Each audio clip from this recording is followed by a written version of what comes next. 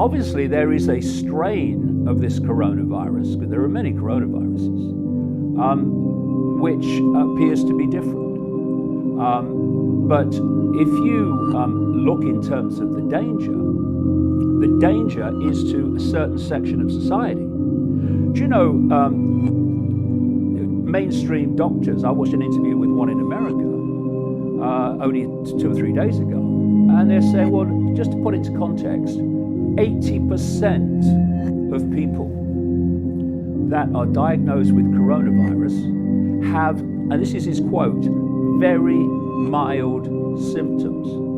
The ones that are in danger, and by the way, in danger from any virus, including the classic flu, are those that have compromised immune systems.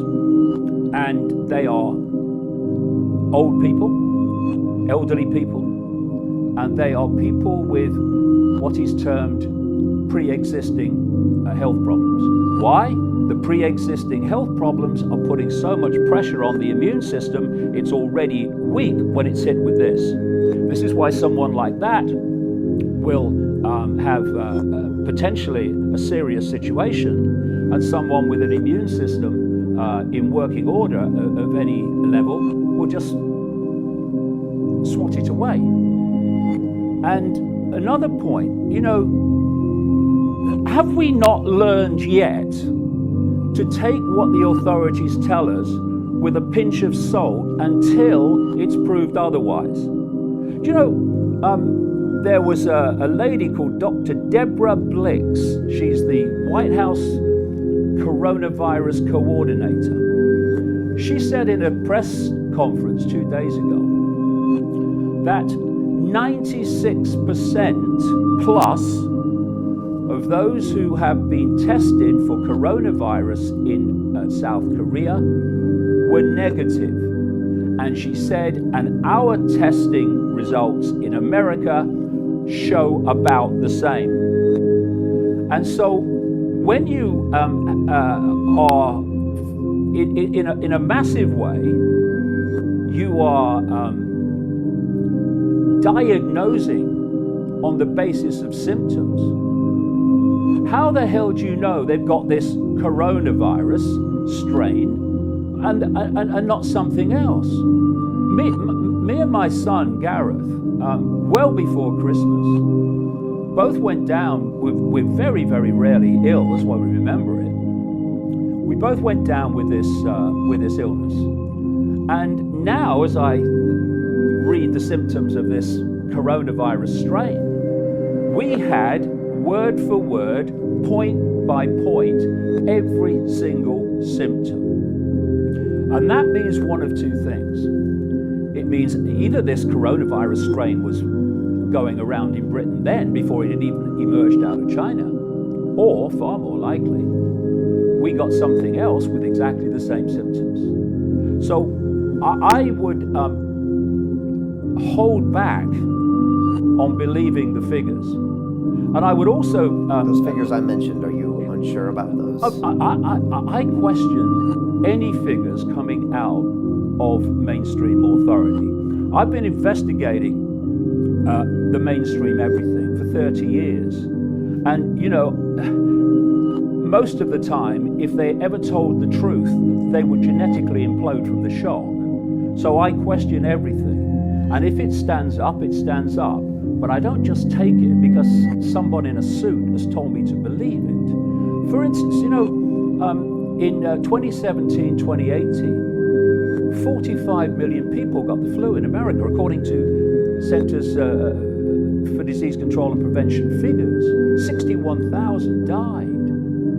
Where was the hysteria then? 61,000 people died. Well, they say that this is more dangerous and more contagious, and it's potentially going to kill more people. Because otherwise, that's a good question, David. Everyone's like, well, how come people aren't worried about this when the flu from 18 killed 50,000? This has only killed 8,000. The point is, though, this is the point, that according to officialdom, 80% of people who get the coronavirus, diagnose the coronavirus, and not necessarily all got it,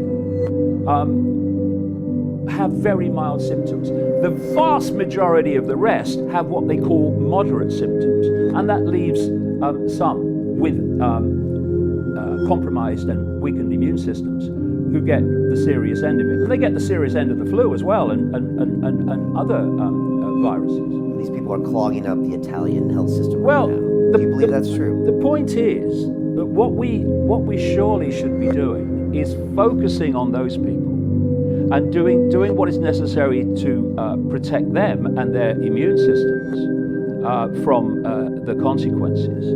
But to have the vast majority of the population who at most will have mild symptoms, some even no symptoms. I mean, I remember this story. One of the first Scottish people to get the virus was interviewed on a BBC local radio station.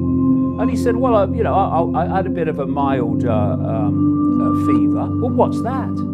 That's the immune system using heat to kill the predator.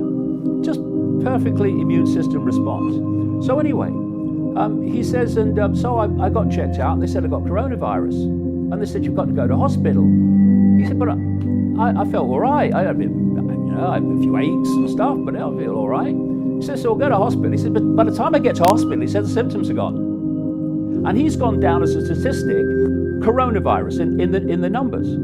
So when you've got people who are getting that even if they do get it on a vast scale in terms of percentage who have that response, you get an even greater number who don't get it. And for that, you destroy, because that's what's happening before our eyes, Brian, you destroy the world economic system. Now, let's go back to how I started. One of the things I've been pointing out as a problem reaction solution that was coming to transform human society, including, by the way, one of the things I said was coming in my earlier books was a pandemic because of all the boxes it ticks. But what I've been saying for the best part of 30 years is they are planning an enormous economic crash. And I've been saying it even more since 2008, because 2008 seemed to be a nightmare. The point I'm making is what they want is something that would make 2008 look like, a Sunday school tea party. And so this coronavirus hysteria gives the excuse to do what they're doing, and the outcome and the consequences of what they're doing is to dismantle the world economic system.